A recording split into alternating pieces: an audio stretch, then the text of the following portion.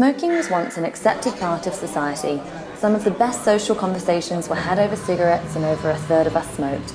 We could smoke at work, in restaurants, the cinema, and non-smoking areas were virtually unheard of. Yet today, just 11% of Australian adults smoke, and these smokers are increasingly ostracised through antisocial initiatives and laws. For decades, there have been lots of anti-smoking health messages and shocking images out there, even on cigarette packets.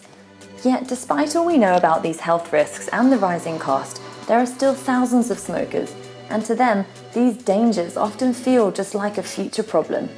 In fact, they've learned how to tune them out, and these risks often aren't enough to make them quit. If anything, when smokers see these nasty images, it makes them fearful and stressed. As we all know, stress is a key trigger for a cigarette, and these messages only perpetuate their need for one further. But let's face it, smoking isn't rational. Yet smokers find a way to justify why they keep doing it.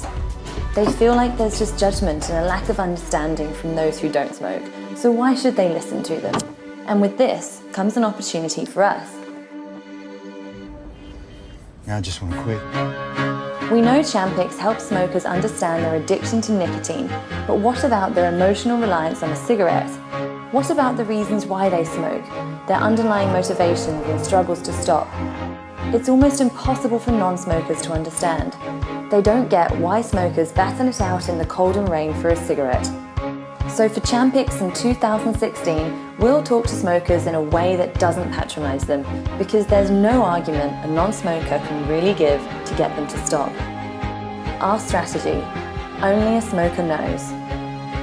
We'll make smokers feel understood, emphasising the struggles of quitting through a voice they actually respect to prompt, not dictate, action. A two-stage approach will explain their nicotine addiction, also emphasising their emotional dependency on cigarettes. Phase 1 will start by boosting awareness for nailquitting.com.au with our Smoking Brain ad. Using a combination of Facebook profiling and a Quantium smoker database, we'll target our audience with online video ads, massively reducing the wastage of a traditional TV spend. Online influencers who've smoked will begin to share their experiences and the difficulties of quitting, and we'll underpin this with a boost in paid search advertising to capture those looking to quit.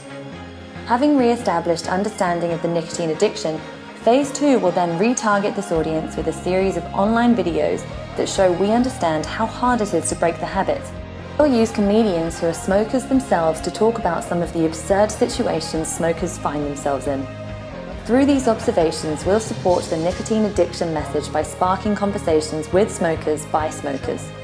Our online influencers will share this with their followers, and using the data we gathered in Phase 1, we'll amplify it further through Facebook and catch-up TV to our smoking audience, all the time driving them to seek help via nailquitting.com.au.